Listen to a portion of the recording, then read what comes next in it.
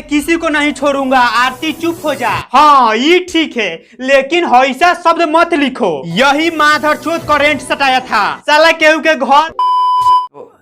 Hello friends, कैसे हो? मैं रिव्यू कंटेंट आज दिखाने वाला बानी। चलो डिस्प्ले पे देखा लो। चलिए स्टार्ट करी जा। पवन सिंह और खेसारी लाल लाइव में क्या बोले भैया? छोटू को मारने वालों को मैं खेसारी जेल भेजूंगा। अच्छा ये बात बोले हैं पवन सिंह, तब तो बहुत बढ़िया बात बा। पूरा परिवार जेल में सड़ेगा। भैया लोग दुनिया में सबसे तेज दिमाग केहू के चलेला तो भोजपुरी के सिंगर के लेखक के ना सरवा काल्हे कांड भइल ना कि परसों गाना रिलीज हो गईल।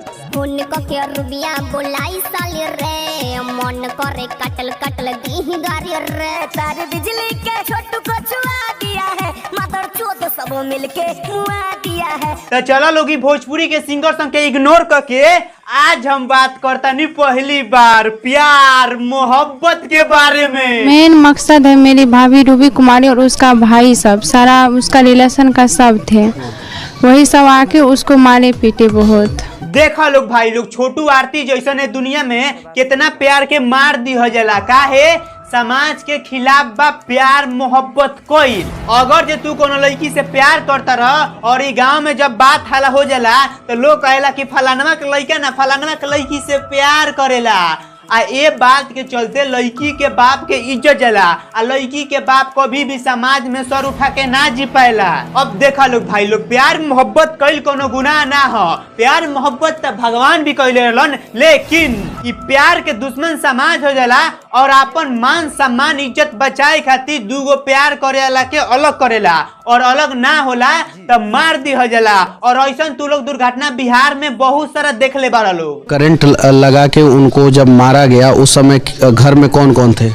उस समय मेरा बहन ही था, मेरी भाभी थी, भाभी का भैया सब थे, उसका 2-3 भाई आए हुए थे और भैया था मेरा। अच्छा। तिल तिल करके यह जेल में सड़ेगा, ये मैं आपको आज बता देता हूँ। और जब तक ये पूरा परिवार जेल के भीतर नहीं जाता है तब तक चैन से नहीं। देखिए मेरा सरकार से यही मांग है, ऐसे जल्लाद को जो है ना फांसी का सजा होना चाहिए।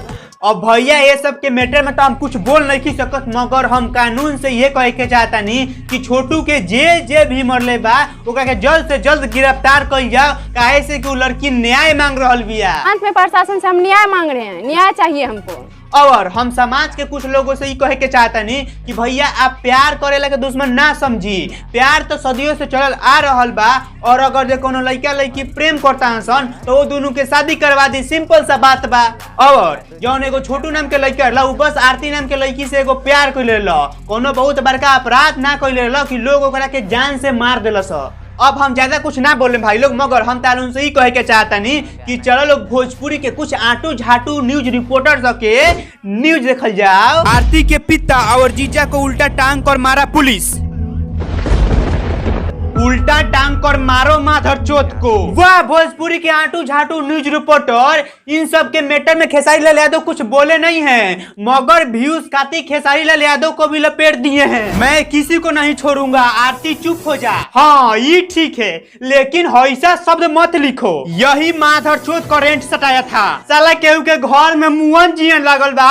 एकनी के गलत न्यूज बना के खूब पैसा का मातारन सन। छोटू आरती कांड में पवन सिंह की एंट्री, वो अभी लाइव। ऐसे दरिंदों को मौत के घाट उतार देना चाहिए। मुझे खून के बदले खून चाहिए पवन भैया। रे साला सुधर जैसा न रे, न तो जब हम बिगड़ जनता आदमी बना दे आदमी। और भाई लोग तू लोग अभी बहुत सारा सोशल मीडिया पर इंटरव्यू वीडियो देखो तक बोलो छोटू और आरती के मामला में, और बहुत मतलब कि चाची के माई के दाई के या के मतलब बहुत इंटरव्यू वीडियो अपलोड भइल बा। मगर हम लास्ट में बस ये कहे के चाहता नहीं कि सब बात के तू लोग छोड़ लोग, बस छोटू के जे भी मरले बा ओकरा के जल्द से जल्द गिरफ्तार कइल जाओ। हम मुख्यमंत्री प्रधानमंत्री के पास जाएंगे, मुख्यमंत्री के पास जाएंगे, नहीं मिलेगा कहाँ कहीं से न कहीं से जरूर मिलेगा न्याय। ऐसा थोड़े है कि पूरा दुनिया सोया हुआ है। अंत में प्रशासन से हम न्याय मांग रहे हैं, न्याय चाहिए हमको। और भाई लोग ये वीडियो यहीं पे खत्म होता है। तालू के वीडियो कैसा लगला प्लीज तू लोग यार कमेंट करके बताओ लोग। और भाई लोग अगर तू लोग हमसे बात करे के चाहता लोग तो जा लोग हमारे इंस्टाग्राम पर फॉलो कर लोग। हमारे इंस्टाग्राम के यूजर आईडी नेम हमें boysmi01 और हम मिलते हैं फिर एक नेक्स्ट वीडियो में। तब तक के लिए नमस्कार प्रणाम बाय बाय। भाई लोग उम्मीद है कि वीडियो पसंद लगा लो तो लाइक कर लो, और चैनल पर नया आयल बड़ा तो चैनल का सब्सक्राइब कर लो, और ऐसा सब्सक्राइब कर लो। अगर नया वीडियो अपलोड जब करी तब तो सबसे पहले नोटिफिकेशन जाए। चलते नहीं आगे नेक्स्ट वीडियो मिले जाए, तब खाती बाय।